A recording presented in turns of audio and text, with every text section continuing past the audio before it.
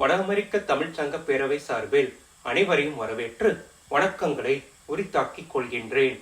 நம் தமிழ் மொழியினைப் போல தமிழிசை என்பது நம்முடைய மிக பழமையான இசை செல்வமாகும். சங்கத்தமிழானது இயற்றமிழ், இசைத்தமிழ், நாடகத்தமிழ் என 3 வகையினதாய் தலைத்தோங்கி இருந்தமைக்கு எத்தனையோ சான்றுகள் உள்ளன.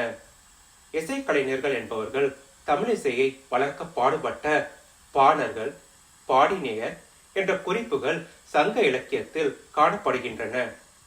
இன்றைய இலங்கையில் உள்ள யாழ்ப்பாணம் என்ற இடம் யாழிசனை பின்பற்றியே பெயர் கொண்டிருப்பதும் இதற்கு மேலும் வலுவூட்டுகின்றது.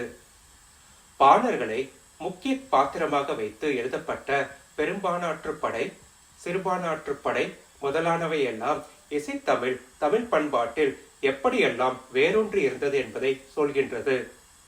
அதையொட்டி வட அமெரிக்க தமிழ்ச்சங்க பேரவையும் இசைத்தமிழுக்கான எல்லா வேலைகளையும் தொடர்ந்து செய்து வருகின்றது. இன்றைய கூட்டத்தில் நமக்காக வருகை அளித்திருக்கும் அறிவுக்குடை முனைவர் அருட்சகோதரி மார்கரெட் பாஸ்டின் அவர்கள் கூட நமக்கு புதிதானவர் அல்ல.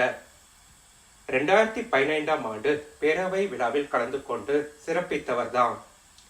அருட்சோதி அவர்களுக்கும் அன்பர்களுக்கும் மீண்டும் ஒருமுறை வணக்கங்களை சொல்லிக்கொள்ள விரும்புகின்றேன். தமிழால் இணைவோம், தமிழராய் வாழ்வோம். பேரவை விழாவில் கலந்துரையாடுவோம். நன்றி, வணக்கம்.